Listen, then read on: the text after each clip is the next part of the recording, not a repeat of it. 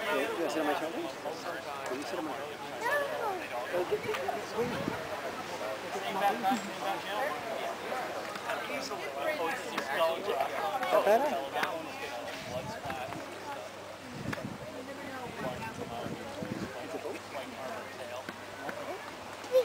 How's everybody doing today? Great. Yeah? Did you guys see the first show? No? It was pretty intense.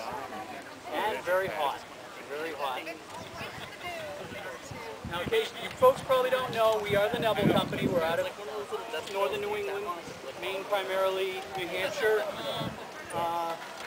We are a War of the Roses reenactment group. War of the Roses happened between around 1455 to 1485. It was a dynastic struggle between several families. Not going to go too much into detail because, well, you guys are here to see people bash on each other. Okay? We also do Western martial arts fighting. Basically, it's like the Eastern martial arts, except we have steel armor, they don't. You'll see, if any of you have done Eastern martial arts, you'll see some moves that are similar. That's basically because the human body moves the same way all over the world. We haven't been able to figure a way around that yet. So, the combatants today are going to be Man-at-Arms Jordan, right here. We've got Man-at-Arms Tony over there. This will be the first time these two have gone up against each other.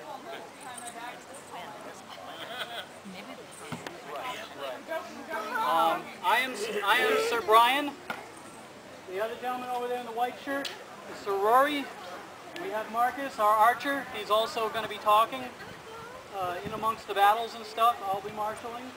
We have Squire Kyle and Archer Scotty. Him.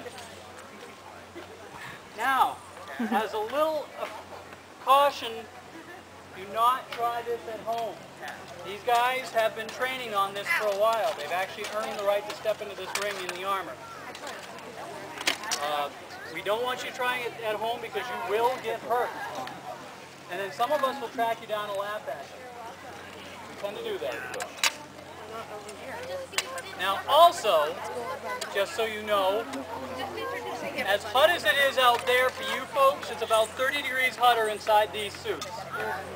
So we will be having the guys take breaks, get water, take a breath. It's very hard to fight in this stuff. Most of these suits weigh anywhere from 70 to 85 pounds. So that really, you can imagine, that really works on you. Also, and this is where we do the little crowd participation, okay? The harder you guys cheer, the harder these guys fight. But also, see, the helmets don't allow a lot of sound in. So you guys have to scream really, really loud for them to be able to hear you, to really pump them up. Okay?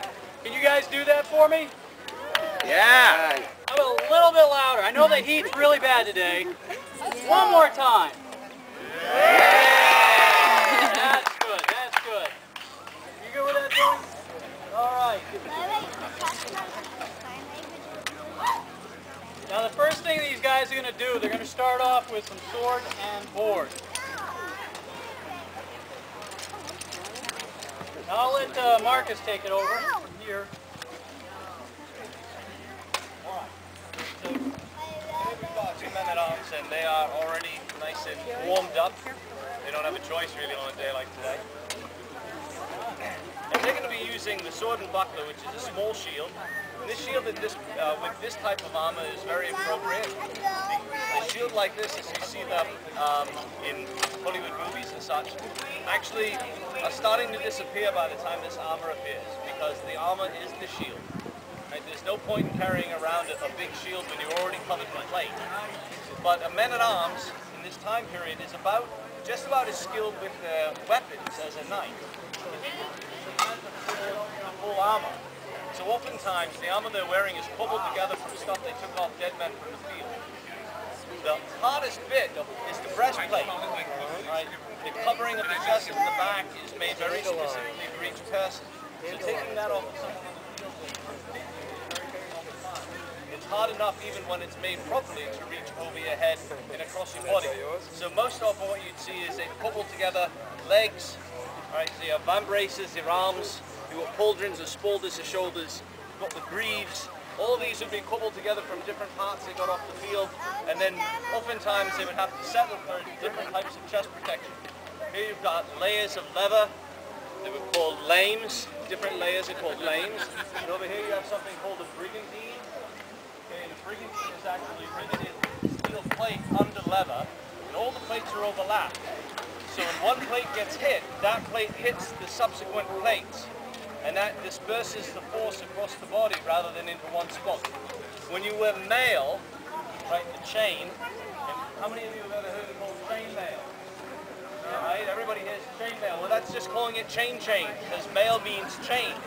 That's a Dungeons and Dragons term. There's no such thing as chain mail. You're either wearing chain armor or mail armor, and there's no such thing as plate mail, because that means plate chain, which doesn't make any sense whatsoever. Right? So they're wearing pieces of plate armor, right, and pieces of brigandine and leather layered armor. We just got to get his throat protection on, okay, full of Bevor, and then they're going to get started for me. Oh, okay.